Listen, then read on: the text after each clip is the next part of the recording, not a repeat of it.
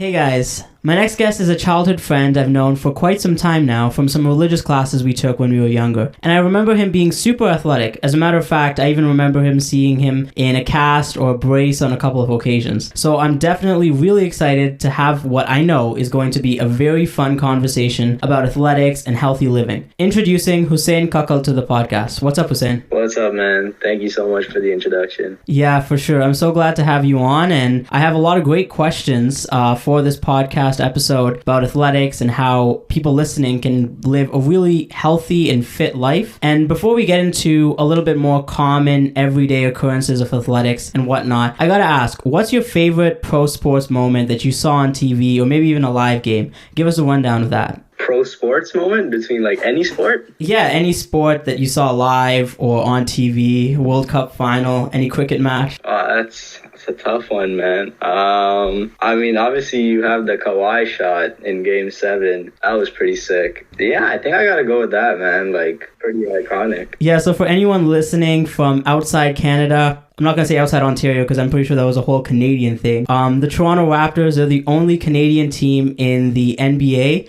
all other American teams, and we won the championship in 2019. And the shot that Houssein is talking about was we were playing... it was the Philadelphia 76ers. That took me a second.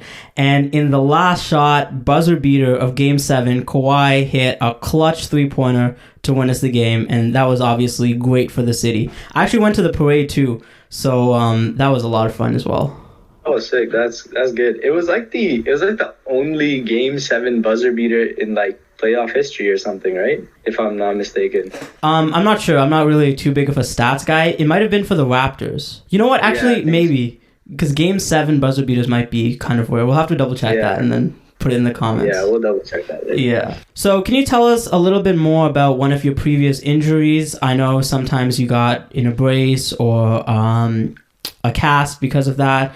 No gory details spared. And just a little bit about how you tried to keep a positive mindset when it came to recovering and rehabilitating from that and really getting back to full fitness. Yeah, man. So I think the first time I got like properly injured was 2014, like 5th grade-ish. And I have kind of a history of dislocating my knee. It's like kind of a thing. But yeah, I'm sure most people at Masjid have seen it. And I think going through it as a young kid, it was like the first couple of times it happened was between 2014 and probably like 2016. Like, I was a young kid. I didn't really understand what kind of implications it would have on my life. But like, honestly, the worst thing you can do is let the injury dictate you. You should be able to kind of take control of the injury. So after you're injured, I think the worst thing you can do is wallow about it.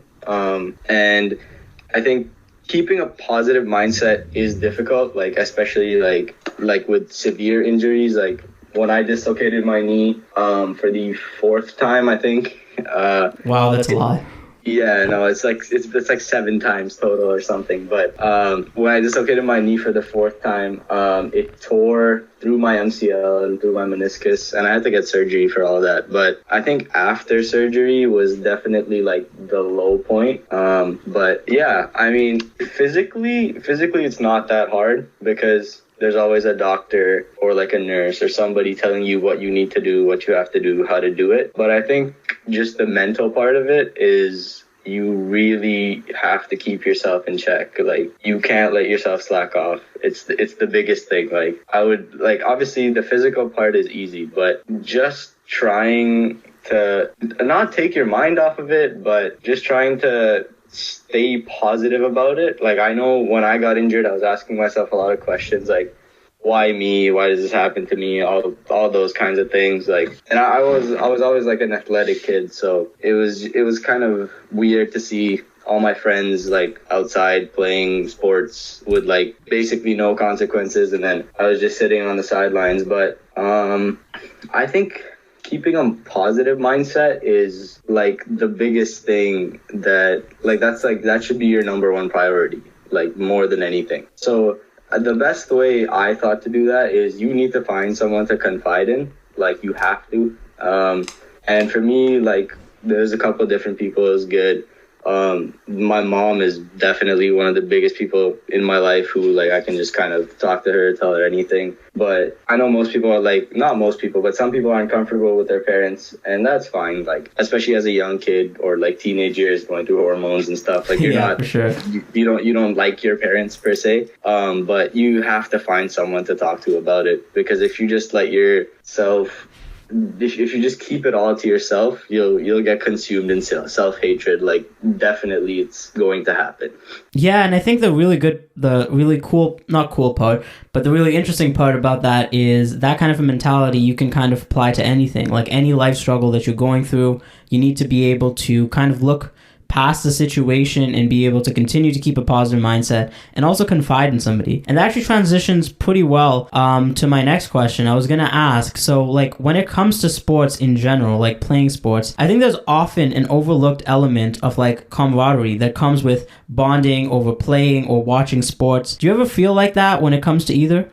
Definitely, man. I think the most like underrated thing about like I'm coming to the end of my high school journey, but like the most underrated thing about playing sports in high school is the friends you make, because like when you're on a team with like 10, 11 other people who have the exact same goal as you, it becomes very easy to kind of open up with each other, and just it creates a very positive kind of energy throughout the whole team. And I think like the biggest thing with that is, like, again, you're talking about camaraderie, but like the biggest thing with that is it creates such a comfortable environment. Like, obviously there's going to be jokes and stuff, and there's people are going to get made fun of, but like in the end, your teammates just want what's best for you. So, and like that's the biggest thing, definitely, and it's so overlooked, especially in like high school sports. Yeah, for sure. And you know, going to somebody who may not be involved in sports or athletics, and maybe they really want to change that, how would you advise somebody to get started, especially when it might be even a little bit more difficult with COVID-19?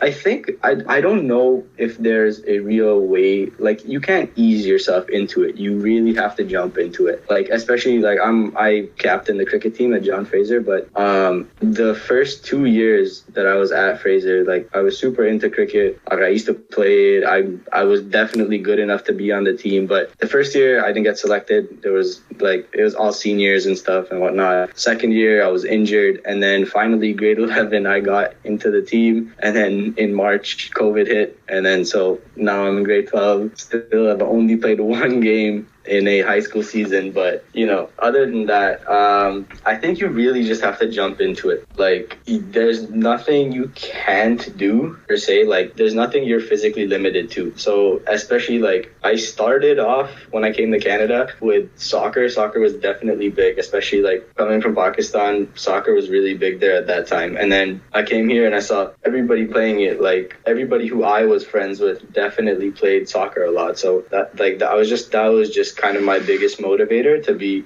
as good or better than the people I was playing with. And then slowly I started to transition over to cricket again. Like, I played cricket in Pakistan, but I started to transition over, and I was playing, and then I don't know, I just kind of found my happy place in cricket. So you really have to jump into it. It's not something you can ease into, but it's probably the best thing that'll happen to you in high school. Yeah, for sure. I can relate to that. I was on the rugby team, and I was nowhere near that good. Actually, the benefit of being on the rugby team is it was like an open team where anybody could be on. There wasn't really a tryout per se. And I have a couple of episodes about that, an interview about that as well. And it was kind of scary for me because it was like a contact sport, and I never played one of those before. But, you know, you just have to go in with the mindset that, you know, something could happen, but as long as you're trying to be safe and you're doing what your coaches is telling you to, you probably won't get hurt. And, you know, you'll probably have a good experience. I had a really good experience with that as well. Transitioning towards kind of a little bit more of a holistic approach to really health. Like, nowadays, rightfully so, there seems to be a lot less stigma related to mental health, and people seem to be taking better care of their mental health as well, which is great to see. So how do you see athletics playing a better part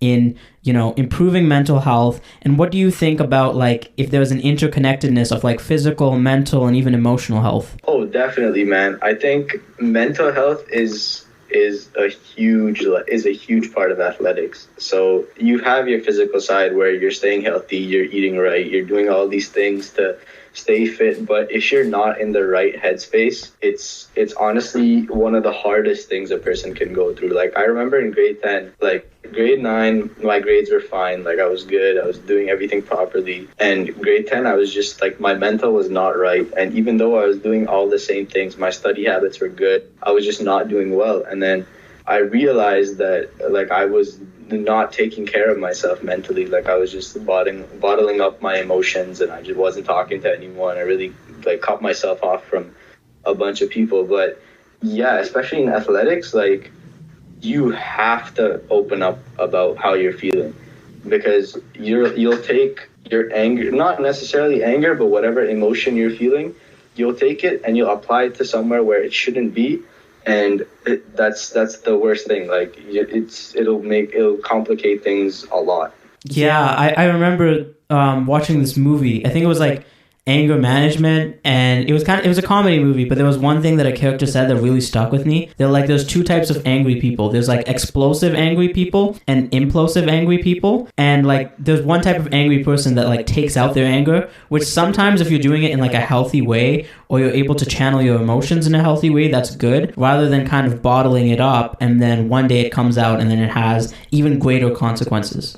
Definitely, yeah. Like I think if you can do that, like I genuinely applaud you. Like if you can take your emotions and apply it to something positive and like something constructive, that is genuinely like a great skill to have. But like I know myself, like if I get like fidgety or frustrated, it's probably like just a lot of pent up anger and just a lot of pent up emotions that I need to get out. So like you need to find something or the other to kind of help you let that out, whether it's talking about it or just kind of like just trying to work through it yourself. Like for me, cricket is a hobby as well, so like that, I definitely use that to kind of like, if I'm not feeling right, I'll go outside, I'll just kind of calm myself down, I'll pick up a cricket bat, just do whatever I need to do to calm myself down and just get in the right headspace again. But yeah, definitely like it can literally like eat you from the inside. It's almost, it's like cancer, literally, like bad mental health.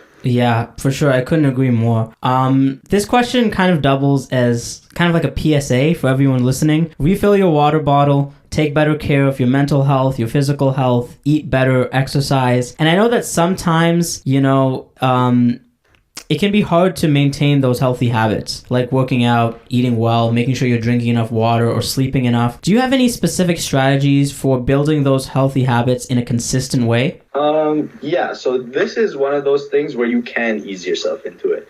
So I think starting with building one habit at a time is the biggest thing. Like Prophet Muhammad said, sallallahu alaihi wasallam, that if you do something for 40 days straight or don't do something for 40 days straight, it will become your habit. So like, I think starting off with drinking water is the biggest thing. Like I really didn't used to drink water a lot, but I do now. And that's just because like hydration is so important, and it's one of the basic factors to kind of kickstart your physical health. So once you start drinking a lot more water, you'll understand, like you'll feel better and you'll be more motivated to take better care of yourself.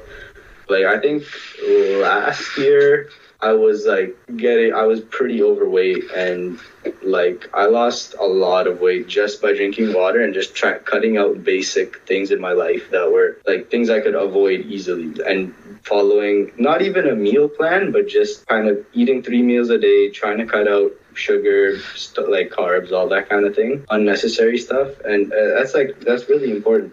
And it all started off with me drinking water. So I think if you start off with trying to create one habit at a time, it's the easiest way to do it. Yeah, I think that part about starting off with one habit is really powerful, because I think that sometimes when you start off with one habit, that kind of puts you in like a positive mindset to try and do other things. Like maybe once you started drinking water, you viewed yourself as like a healthy person, and then every time, you know, you're about to drink eat chips late at night or eat some ice cream when you shouldn't have been, then you kind of have that identity of being a healthy person, and that might prevent you from doing that. Yeah, exactly, man. That's exactly the point I was trying to make. So I think becoming the best version of yourself starts with like keeping yourself healthy, and like I'm not fully there yet, but I'm trying my best, like I'm creating healthy habits and like I'm doing my bit. So yeah, for sure. It's an ongoing process. I definitely agree with that.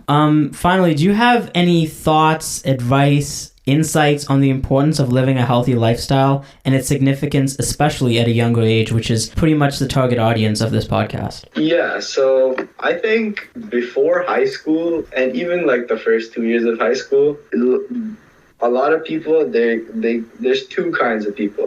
One person will like really focus on their grades a lot, and they'll wanna get good grades. And the second person will not want to get, like, they won't care. And towards the end of high school, the second person always does better than the first person, because it's so hard to transition from middle school to high school where there's like a big jump in learning. And so to compensate for trying to get good grades, like you slip off a lot and you don't take care of yourself. So taking care of yourself first is more important than getting good grades. I can guarantee you that. And take one thing from me, grades in grade 9 and 10 do not matter. I promise you they don't matter. Yeah. The first 2 years of high school, your grades don't matter. So use those 2 years to keep yourself healthy, keep yourself fit, build your personality, and make friends. Making friends is so important, because when you're in grade 12, and you'll see your group get smaller. 100%, it always happens. You'll have like hundreds of friends in grade 9, and by the time you're in grade 12, it'll be like a small group of like 6-7 people, and it'll be like this tight knit bond that you have, and it's so healthy. It's so healthy for you. Yeah, 100%. And I think it's more important to kind of build sustainable habits. So, for example, if you're sleeping 8 hours a night, you're taking care of your health, you're taking care of your fitness, then that will trickle down to your academics, because then you'll be even more productive and efficient in everything that you do. Yeah, 100%, man. And I think building those habits in aspects of your life that you can control, that helps you to like, it helps you organize your life much better. So if you're like building basic habits that are good, like you said, like sleeping 8 hours a night and all those kinds of like basic things that we're taught from a young age, when you start getting into more complicated things and you have more responsibilities, multiple things to worry about, like keeping yourself organized, it helps a lot. Definitely. Yeah, couldn't agree more. Thank you so much for coming on the podcast. That was some really great insight. I think we had some important discussions. It's going to be very beneficial to anybody listening. Thank you so much for having me, man.